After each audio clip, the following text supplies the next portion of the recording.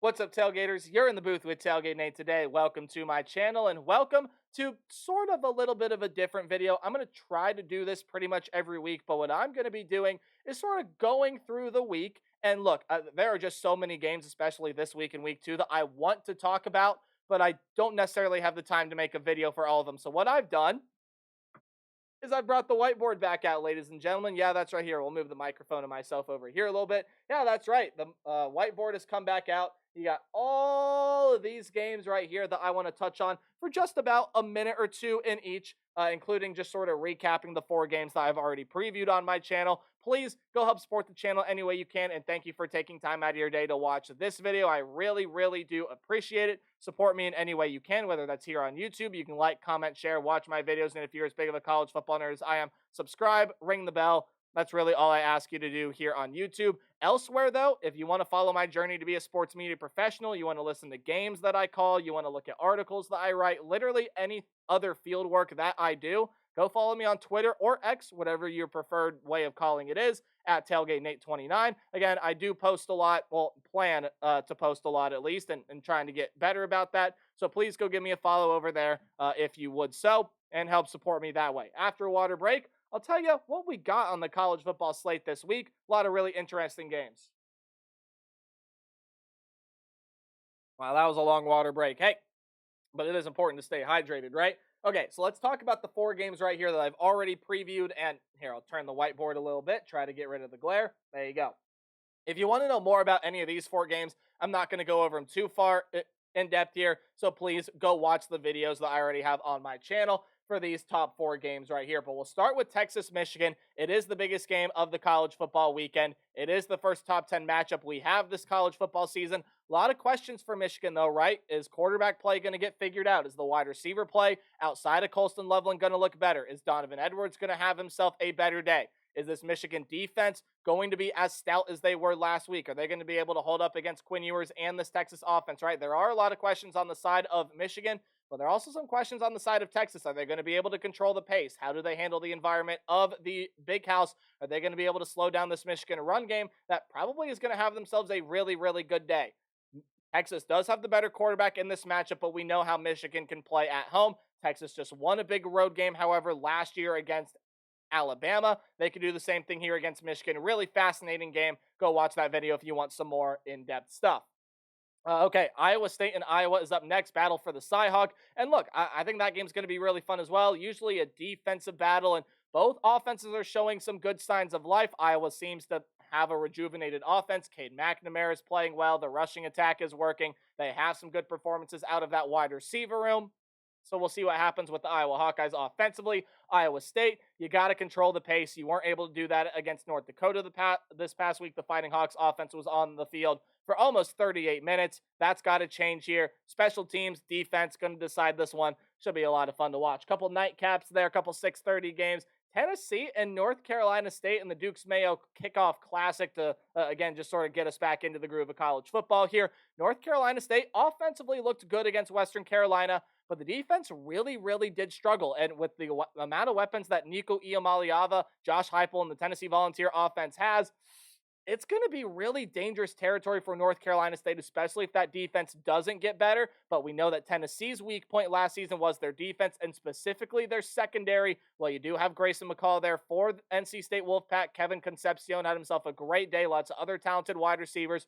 Jordan Waters had a good day running the football this past week. That's going to be a really fascinating and interesting contest to watch as well. Can't wait to dive into that one. And is Colorado-Nebraska must-watch TV? I think in ways it is, because I think it's a prove-it game for both of these programs. It's a prove-it game for Colorado to kind of say, look, and show that we have fixed our errors from last year. Our offensive line is going to be better. Our trench play as a whole is going to be better. We are not one-dimensional offensively. We can run the ball, and they didn't prove any of that past week against North Dakota State. Now, obviously, Shedeur Sanders, Travis Hunter, Jimmy Horn, they had enough moments to be able to help them win that game. But moving forward, you probably want to see a little bit more out of Colorado physically. You want to see some more physicality. You want to see them just overall, I think, play a more physical and more complementary brand of football. Now, Shadur Sanders, Travis Hunter in that wide receiver room will get you everything they need to get, but you're going up against a stout black shirt defense that has a lot of big, physical, tough guys up front. Dylan Raiola looks like the man, and look, big pressure situation for him at home against a Power 4 opponent that really torched Nebraska last season. Turnovers the big factor in that one. Again, Raiola may very well turn the football over once or twice, but I just don't see the amount of turnovers happening last year that happened this year. Nonetheless, though, really interesting game. What can Dylan Raiola prove? Is he really the future at quarterback of this Nebraska program? And then for Colorado, we fixed our mistakes last year. We're back and we're ready to roll. Coach Prime's team, we're ready to get things going here. That's going to be a fascinating game to watch. Let's dive on into the games that I don't have videos up for and won't have videos up for. But a couple games here before I move the whiteboard up that are taking place on Tuesday. SMU has not played super well, at least up to their standard up to this point. Preston Stone has not been super fantastic. The wide receiver room has not been fantastic. And the defense that was so good last season, well, you're going to want more from them, right? And for BYU, is Jake Retzlaff really going to end up being the guy? And is some of the other talent there with BYU going to step up? SMU is going to be a double-digit favorite pretty much anywhere you find betting lines for this game. Can the Ponies play better? What is BYU here to prove? Some interesting things to watch for in that one. Duke and Northwestern, I mean, look, man, this could be a really exciting game. Northwestern was in a defensive slog, and I mean a defensive slog with Miami, Ohio this past week. Are they going to continue to play really good defensive football? Does the offense pick it up a little bit? It might have to, because Malik Murphy's on the other side for Duke. And yes, they did lose Riley Leonard. They lost Jordan Waters. They lost some really good wide receiver pieces. Still a lot of good weapons that Malik Murphy has. Still a pretty solid offensive line at that as well. So that could be a pretty solid one to watch. And those games are kicking off as I check my imaginary watch. Literally in about an hour or two, I believe 2 as of recording this video. I'll fact check that. Yeah, about 2 hours as of recording this video, and probably about 1 hour as it goes up. So please go tune into those. I think those are going to be pretty fun games. But now we're going to dive on into the rest of the games that are going to be taking place on Saturday. We're going to start out with this one here. These are in chronological order, so kind of as they appear on your TV schedule throughout the day is the way that I have them listed here. So we'll start out with this one you see up top. Sorry, finger placement was weird, but Oklahoma State and Arkansas. Well, this is a very interesting game, isn't it? Because, oh, here, you can't see it. There you go. Because Alan Bowman seems to have cleaned everything up from last year, but Arkansas and Taylon Green looked fantastic in their first game. I believe it was against Arkansas Pines Bluff, and they absolutely exploded offensively. The Oklahoma State defense has really struggled. If they bring that same explosiveness, well, it's probably going to bode really well for the Arkansas Razorbacks, but hey, Oklahoma State's got a lot of playmakers of their own. Alan Bowman seems to have fixed his mistakes from last year. Ollie Gordon is still absolutely fantastic. Could be an interesting one to watch. Now, watch out for this upset bid right here. Yulman Stadium is going to be rocking, and Tulane, I firmly believe is still one of the best group of 5 programs in the country. And they get a Kansas State team that, guys, in all honesty, just didn't play up to their standard this past week. And you know that you can get more from Avery Johnson at quarterback. Now, DJ Giddens had a good game. The defense only allowed 3 points, etc., etc. You can maybe even get a little bit more out of that defense, but you need better from Avery Johnson in this wide receiver room, but preferably, and more importantly, Avery Johnson at the quarterback position, because, again, that is a Tulane team that lost a lot defensively, is still going to have a lot of good defensive pieces, has Ty Thompson coming in to start at quarterback for him. It's going to be a very fascinating game to watch. It's going to be an absolute battle. We'll see what happens there in that one. I'd watch out for this one as well if you're a Georgia Tech fan. I know there's a lot of hype surrounding the Yellow Jackets right now, and rightfully so. They've played some really good football. The run game looks really, really good. Haynes King seems to have fixed his interception issues from last season. And just overall, I mean, Georgia Tech is playing a really exciting brand of football. Defensively, they're physical. They hit hard. And it's just a whole lot of fun to watch. But Syracuse looked good in their first game as well. Defense could pick it up a little bit, yeah, sure. But Kyle McCord looked sensational. His weapons were really, really fantastic. And overall, guys, again, both of these teams are going to be dangerous to a lot of the top contenders in the ACC. Watch out for Syracuse against now a ranked Georgia Tech side that's got a lot of hype surrounding them on the road in the Carrier Dome. Sneaky tough place to play. We've seen ranked teams go in there and have trouble coming out with wins, or even Syracuse hands them a big fat L. Maybe that could happen this past week. We'll have to wait and see. Pitt and Cincinnati are up next, and this is a big spot for both of these teams, I feel.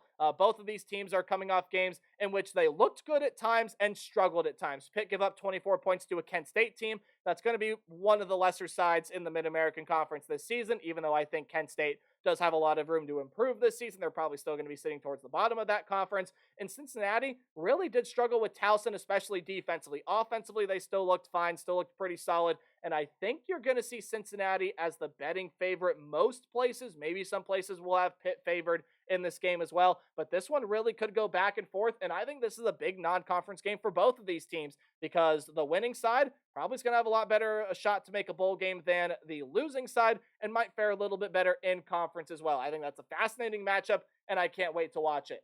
Okay, let's go to the bottom half of the board now. Got to kind of hold it up. Okay. Baylor and Utah. This is, yes, a non-conference game. They scheduled the home and home before Utah ended up joining the Big 12. So even though they are playing this week, it is a non-conference game.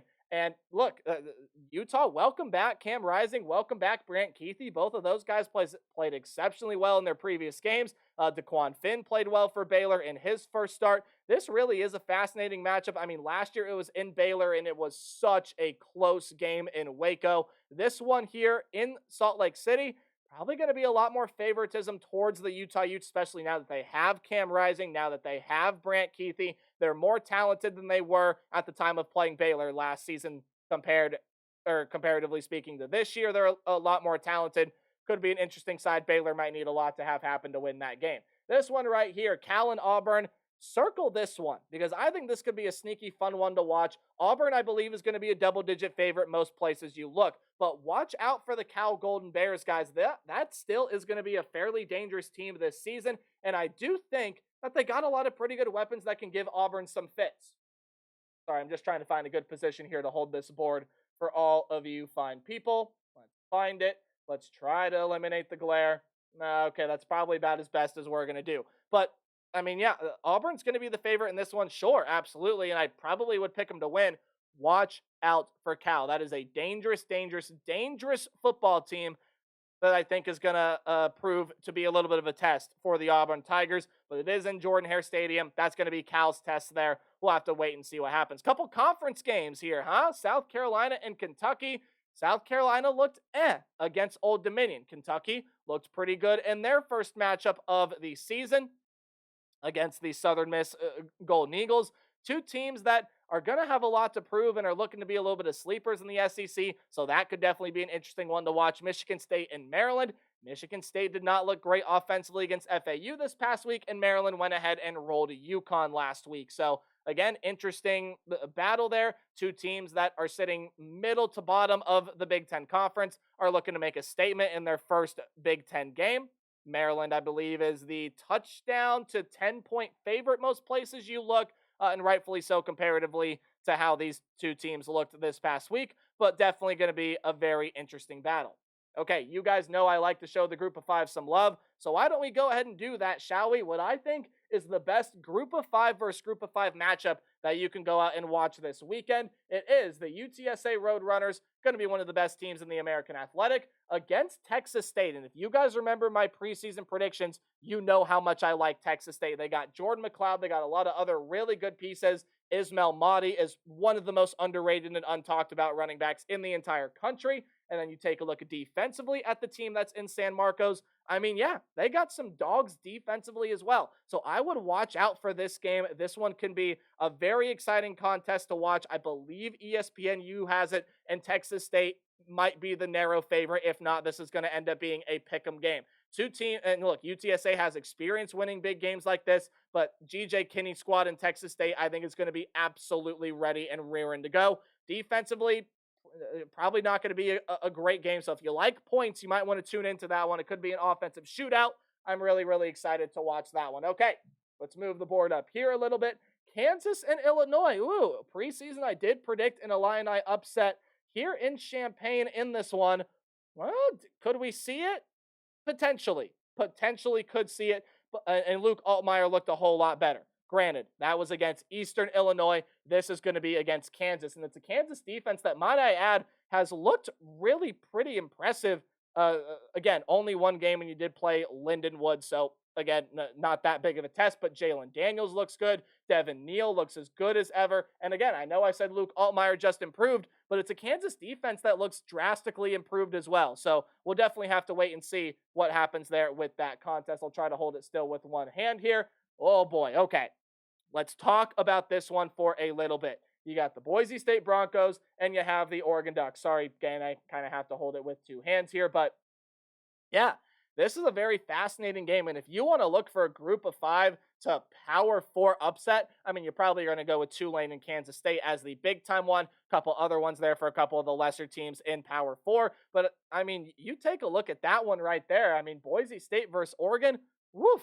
With the way that Oregon struggled this past week, especially on the offensive line, penalties killed them. 5 of the 8 penalties called on the offensive line. They returned 3 starters last year, but did not look good rushing the football. They only gave up 5 sacks last season. They gave up 3 in that pass game against Idaho. But they did everything else right. Dylan Gabriel was fantastic. The wide receiver room was fantastic. The defense, apart from a couple trick plays slipping through the gaps, was lights out, and that's really how Idaho was able to score off of those trick plays. So I'm not really too worried about Oregon. The offensive line is going to find it, but I mean, look, if that defensive front can't get pressure, Aston Genty had 250 plus yards and 6 rushing touchdowns this past week. He could prove to be the leading rusher in all of college football. He is sensational, and he's going to give this Oregon defense some fits. Can the Boise State defense do enough if this Oregon offensive line is still not up to code? I think that's the big thing to watch out for here in this game. Okay, a couple other ones to wrap things up. Texas Tech and Washington State. Just interested to see how both of these teams play. And I do believe that, I don't remember who it was, but or I should say the name is escaping my mind, but there's a wide receiver that moved from one program to the other, and off the top of my head, I'm not thinking of it right now, but regardless, Texas Tech and Washington State still both have some pretty good pieces. That's an interesting non-conference game, a little Pac-2 action, even, mind you, versus Big 12. And then you have Big 12 versus the SEC. Arizona State's going to play Mississippi State, and I was thoroughly impressed with Arizona State. I thought that would be a close game, and they might even lose to the Wyoming Cowboys. That Wyoming offense did not look good, but that defense that returned so much, I mean, Arizona State torched them like it was nothing. That's a big deal to me. Mississippi State, they're not going to be playing this one in Starkville, and we'll have to see how they play. Again, they are without Will Rogers this season. He has went and transferred over to Washington. So yeah, there you go. I'll let you take one final look at the board. If I can get it in frame, hang on. There you go. Yeah, and there's all my other magnets. We're gonna move that to the side. You don't want to see that mess, but there you go. Those are the games to watch out for, especially those top 4. Especially these top 4 that you see right there. I have videos for them on my channel. It is going to be a good week of college football. Again, I'll let you take one final look at the board, and then I'll put it away, chat for a little bit more. Blair probably more efficient to go out that way. Okay, let's put the board away now. All right, the board has been put away. Yeah, okay, so that's what I'm excited about this week in week 2. Again, not a whole lot of games to where there are these huge, massive stakes. The only really one that probably falls under that category is the likes of Texas and Michigan. But there was a lot that happened this past week. Again, Michigan and Oregon struggling. You have the struggles at Florida State, which, if they continue to struggle, might deserve a video at some point. In fact, they probably deserve a video now because they're on bye week. Maybe I'll cook something up for you guys there. But even some other games that aren't on that board to watch out for. I mean, South Florida gave Alabama a run for their money last year. Could we see the same this year? We'll have to wait and see. Virginia Wake Forest is another conference game, that one taking place there in the ACC. A couple other interesting group of 5 games to watch. A couple other interesting Power 4 games to watch. Clemson's playing App State. You have Oklahoma that's going to be playing Houston. And and this one, Oregon State versus San Diego State, could be a fairly interesting one as well. But overall, guys, I mean, that's pretty much going to do it here for this video. Just kind of wanted to preview some other games I'm really excited about this week because, again, there really are quite a bit of them that, look, are not going to be on a whole lot of people's big national radar, and people are going to be like, oh, you need to tune into this game, right? Like, they still are very sizable and big games that you need to pay attention to. Again, it's a 12-team playoff era. There's a lot that can happen, and there's just a lot of fun football games on this next week. So, yeah, a lot of Power 4 versus Power 4, some Power 4 teams that are going to be playing some really good group of 5 teams. It's going to be a fun weekend of college football, but I mean, come on, let's be honest with ourselves. When isn't it a fun week of college football? That's going to do it for this video. Again, I know the set a little weird. It's just my green screen without the green screen. Yeah, okay, that totally made sense. I'm doing some work on kind of my setup here, so once I get that all fixed up, you'll see more jerseys and other placards and pennants and whatever have you hanging back there. But thank you guys for watching this video. Again, help support me in any way you can. Subscribe here. Go watch my other videos. Interact with the channel any way you can. Interact with me on Twitter any way you can. And I'll see all you guys in the next video. Remember to play hard but tailgate harder and enjoy your college football Saturday. Goodbye.